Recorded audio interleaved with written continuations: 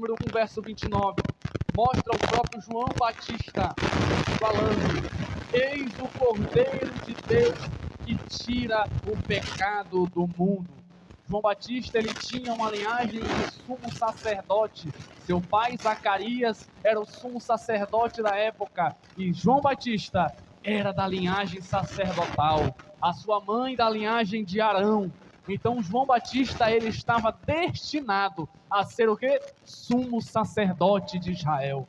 Mas só que João Batista, ele tinha um chamado diferente daquilo que o homem tinha entregado para ele. Porque o homem tinha entregado linhagem, mas Deus tinha entregado chamado. Deus entregou para João Batista a voz que clama no deserto. E esta voz que clama no deserto é a voz que preparou o caminho do Senhor para pregar o seu evangelho do reino de Deus, o reino dos céus. João Batista, ele não tinha um cargo de sumo sacerdote, mas estava no seu sangue essa linhagem. Anás, Caifás, eles estavam rodeados de pecados, pessoas falando de lá, pessoas falando de cá, e eles estavam cheios de iniquidade.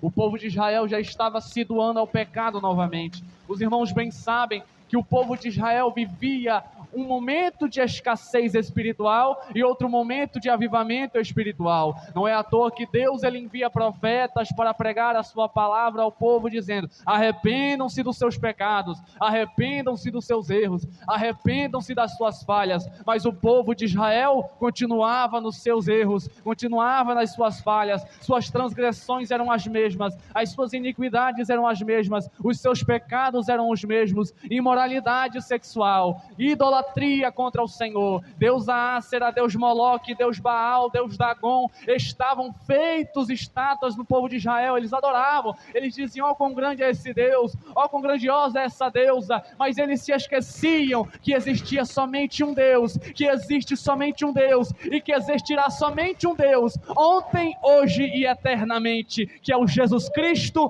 Filho do Deus vivo, que é o Pai que está no céu e que ordenará, comandará, e ele será rei para todo sempre. O povo de Israel, ele vivia essa escassez em todo o tempo.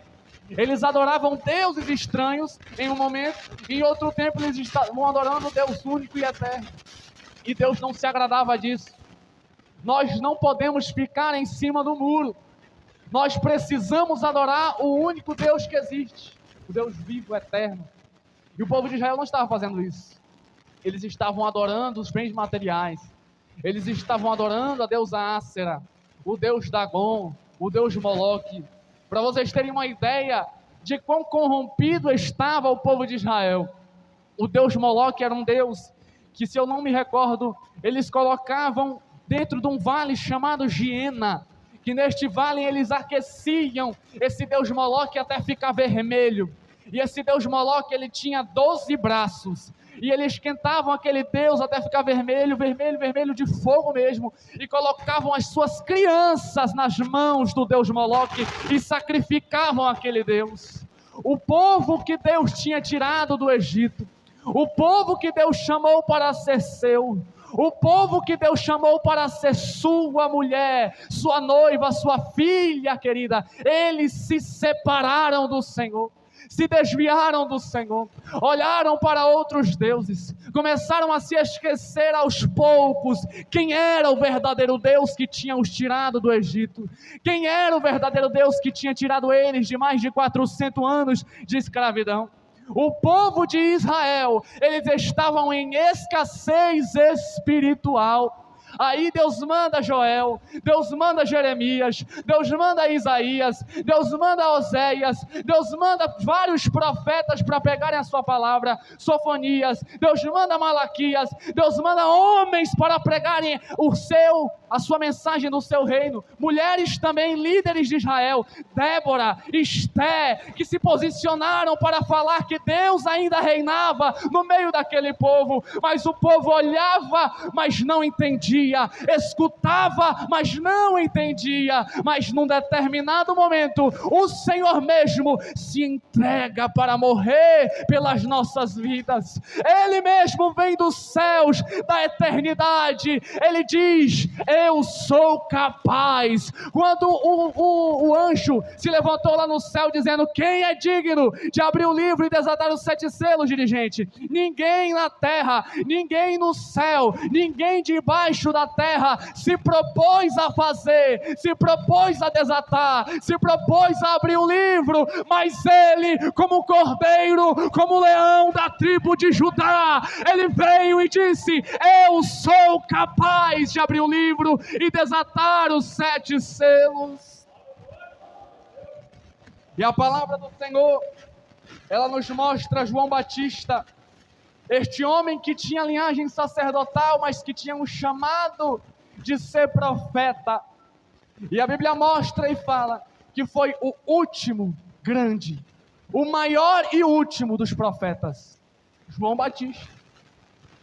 Este homem que pregava no deserto, comia mel com gafanhoto, aos olhos de muitas pessoas era um louco, porque ele tinha tudo para ser o homem mais respeitado de Israel.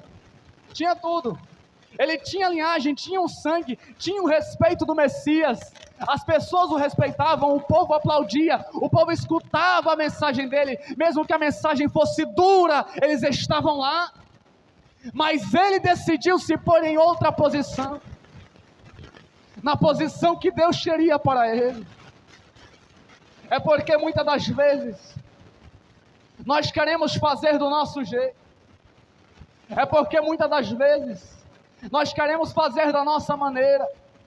Nós queremos assinar aquilo que Deus mandou não assinar. Nós queremos entrar naquilo que Deus mandou não entrar. Nós queremos vestir aquilo que Deus mandou não vestir. Ei, você tem sido uma pessoa que faz aquilo que Deus quer ou aquilo que você quer? Quando nós nos entregamos a Deus, nós entregamos também a chave da nossa vida. Olha isso, entregar-se não é algo comum. Como diz o nosso pastor Cláudio, é totalidade, exclusividade e prioridade. Você tem que se entregar por total. Você tem que se entregar por exclusivo e prioritariamente a Ele. Em primeiro Ele tem que estar, em segundo Ele tem que estar, em último Ele tem que estar. Quando nós fizermos alguma coisa ali no início do ano, irmão, quando nós vamos assinar lá, começar a colocar os projetos do ano, rapaz, eu vou fazer isso aqui, vou fazer aquilo ali, esse projeto vai ficar bom, nós nos esquecemos de colocar Jesus na frente. É por isso que muitas das vezes dá tudo errado. Eu não estou dizendo que Deus ele vai pegar todos os teus problemas da tua vida e vai fazer assim, solucionado. Não. Eu não estou dizendo que Jesus ele vai pegar tudo aquilo que você tem de problema e vai falar assim para você: meu filho, pode ficar tranquilo, agora está comigo, acabou, pronto.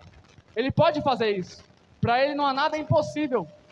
Mas o que eu estou dizendo para você aqui é o seguinte: é melhor, meus irmãos, vocês estarem no meio de um barco, numa tempestade, sozinhos, sem saber como lidar com aquela tempestade, não sabe como levantar remo, não sabe como ir direito, qual é o norte, qual é o sul, qual é o leste, qual é o oeste, ou vocês preferem estar com um marinheiro que saiba dirigir aquele barco, que saiba chegar a outro lugar? Não é melhor estar com o marinheiro? Pois então assim é a vida do crente, pois então assim é a nossa vida. É melhor nós estarmos com Cristo, por Cristo, para Cristo, em Cristo, do que estarmos sozinhos no meio desta vida.